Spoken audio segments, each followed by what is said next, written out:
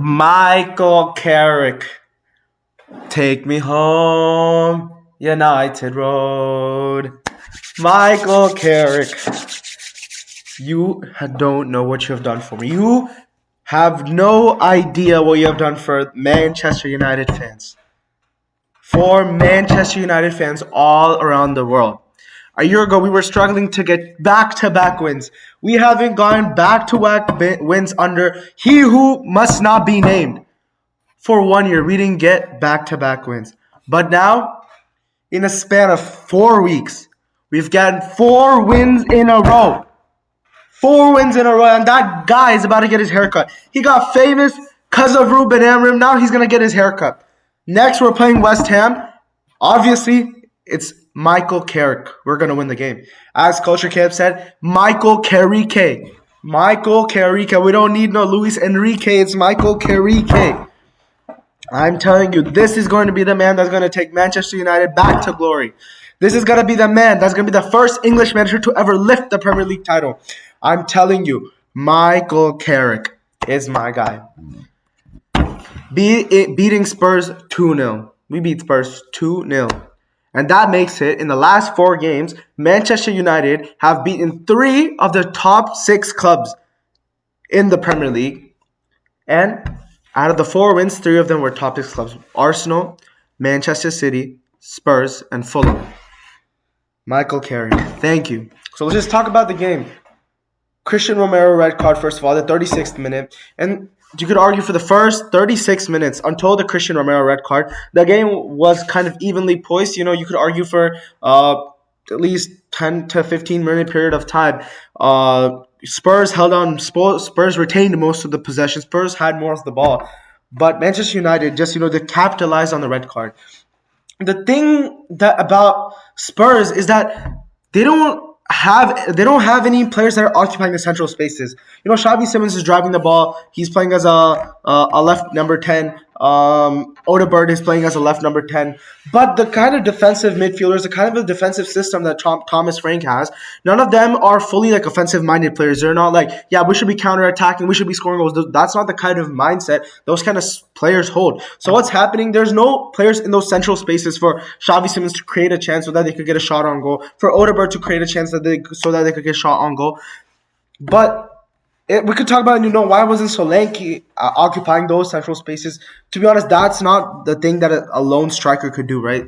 A striker alone can't occupy all of the central spaces. But Licha, the Butcher, and Harry, the Goat Maguire, have dealt with Solanke so well. They didn't give Solanke an inch of space. They didn't allow him to breathe at all in the game. Harry Maguire was practically bullying Solanke. And then Lisandro Martinez, man. Oh my God. This guy is probably the best ball-playing center back in the Premier League right now. If not, there's probably your top 3 or top 5 center backs even in the world in terms of ball playing.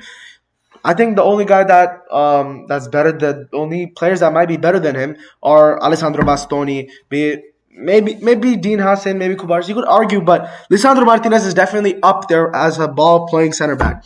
This is definitely the most complete the team has been this whole season. And as for Spurs, man, they're just not finding a way to create chances so that they can get a goal. I'm not gonna act like I watched the whole game, but I did watch most of it. I think I watched about 70 minutes. I missed about 20 minutes in the start because I was doing something. But the way that Spurs are, they're not just attacking. They're not finding the ball in the central spaces. They're not trying to.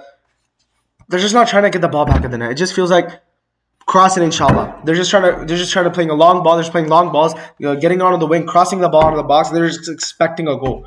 That's not that's not how football should be played, right? That's the thing that happened with Ruben Amorim. At the 3 at the back system, what was mostly happening is either they give it to the wing back and they cross into the box, or one of the center backs just plays a long ball, De Ligt, or be De Ligt, Maguire, or whoever, Euro, Heaven, be anyone. They just play a long ball into the final third and they expect something to happen out of nothing. And Bruno, it was feeding the ball off the center backs and playing it into the final third.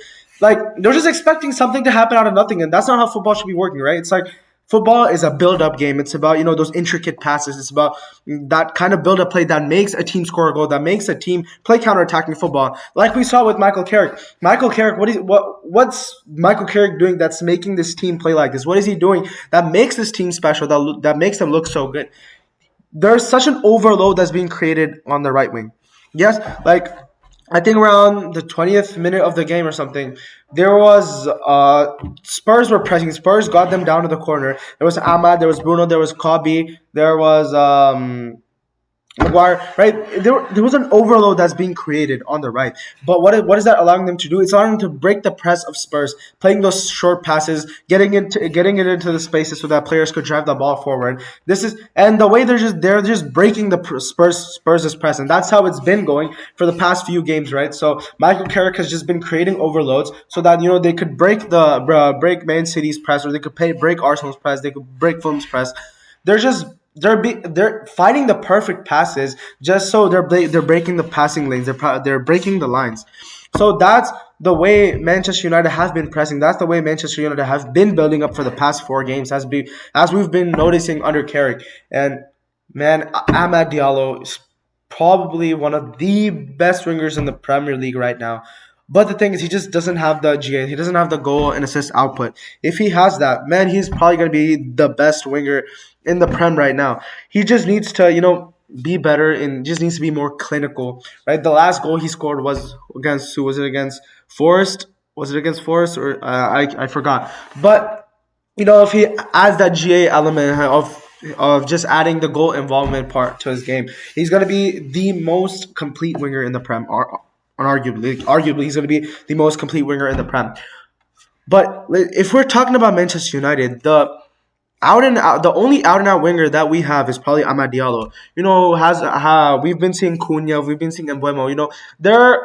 They're closing in on goal more. They're occupying the central spaces. They're drifting in. Right, Cunha.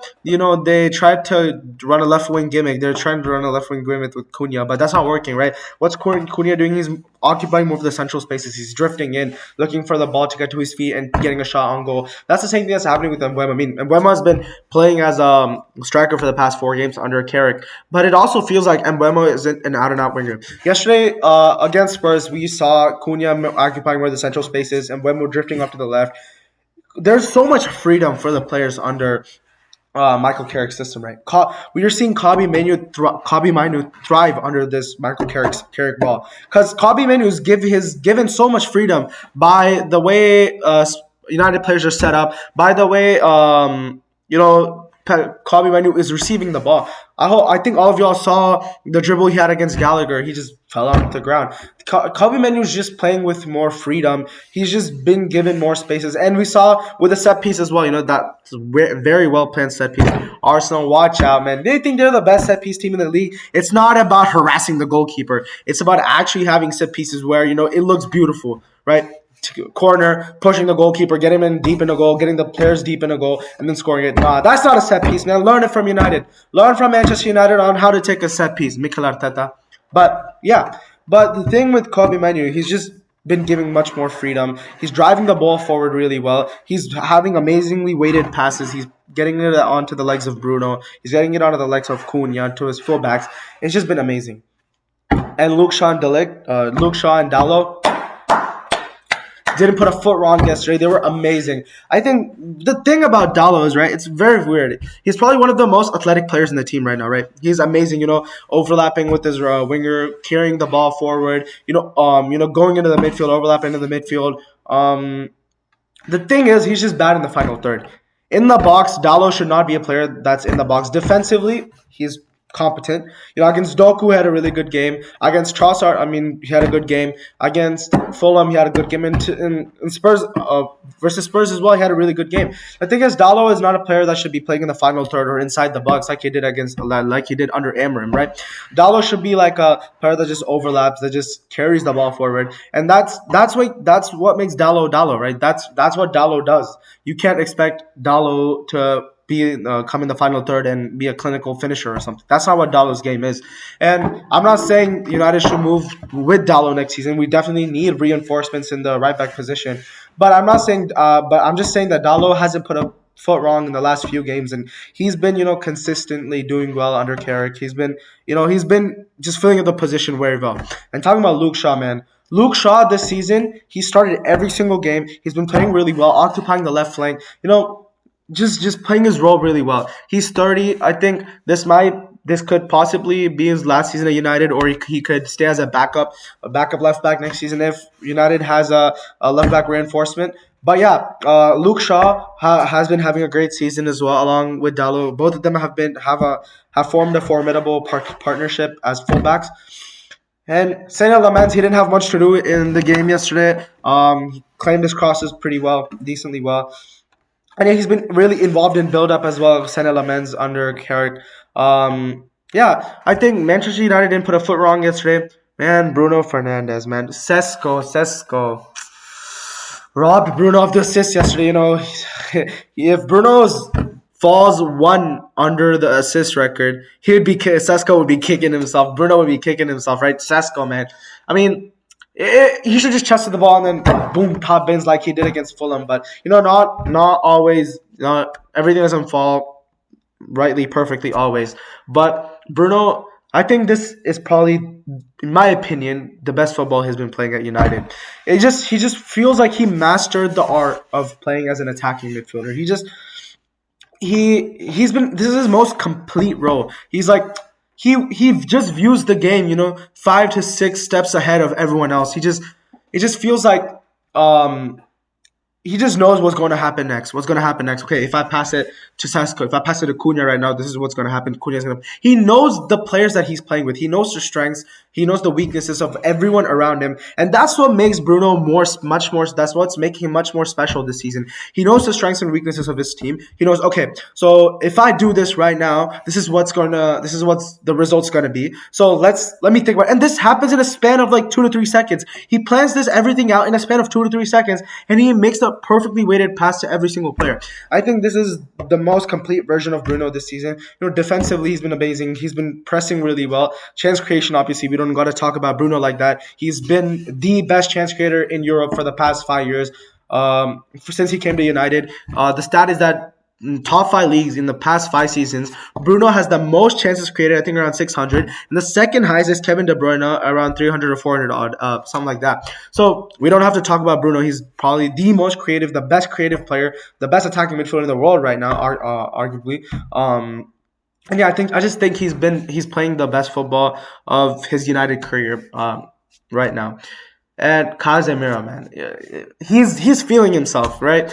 I think right now he could go back to Real Madrid and make them much better. I mean, I just watched the Real Madrid game against Valencia, and they do need Casemiro. It feels like their midfielders just feel so much open, and Casemiro is definitely he could go back to Madrid and he'll be the best DM in the world right now. I'm not even joking. Casemiro, he's playing at such an elite level this season that he's going up against the likes of Zubimendi, the likes of Caicedo. He's performing at an elite level, and Manchester United is gonna have a hard time replacing Casemiro. It's just gonna be really hard replacing what he has done for Manchester United. How he makes the midfield more complete, right? So of course Manchester United is gonna miss him. Hopefully he changes his decision to stay, but that's not gonna happen. But yeah. It just feels like now Manchester United just need a couple more midfield reinforcements, and out left winger because Ahmad is already there just as backup. And if this team does this, it looks like this team is going to make a Champions League next season because today Liverpool lost against Manchester City. Hopefully I'll make another video about it. But yeah, Liverpool lost against Manchester City and they dropped down to, I think they dropped down to 7th or 6th. I think they dropped down to 6th place. And it looks like it's a tussle between Chelsea and Manchester United on who makes the Champions League spot. And I think if Manchester United make Champions League, it's just a matter of squad depth. It's just a matter of buying two elite level players, and I think Manchester United could go deep into Champions League about round of 16 or even quarterfinals, push forward. Because as we're looking at the Champions League season this season, it doesn't look like the teams are playing at the level they used to have been. Right? Barcelona, they're playing amazing football, but the way that their highlight, I think Manchester United are gonna have a chance of playing really well against their highline, but not win necessarily. But they could have a good game against Barcelona, and 5 of the 8 teams in the Champions League top 8 table are Prem teams. So if Manchester United does end up making Champions League next season, I could see them going very deep into the competition, right? Yeah. I just hope this form continues, and of course, managers are gonna find out how to play against this character ball. But until then, I'm just gonna enjoy it to the fullest. I'm gonna watch United. Again. I'm just excited to watch United again. Right when Ruben Amorim, he who must not be named, was the manager. I was like, "Oh, I gotta watch United now. Like, I'm a fan of United. Obviously, if I was a neutral, I would not be watching United under Amorim. I would not be watching a single game, a single minute under he who must not be named. But now I want to watch United. I just want to watch them more. Okay. Thank you for tuning in. I'll try to make another episode. Okay. Cheers. Bye.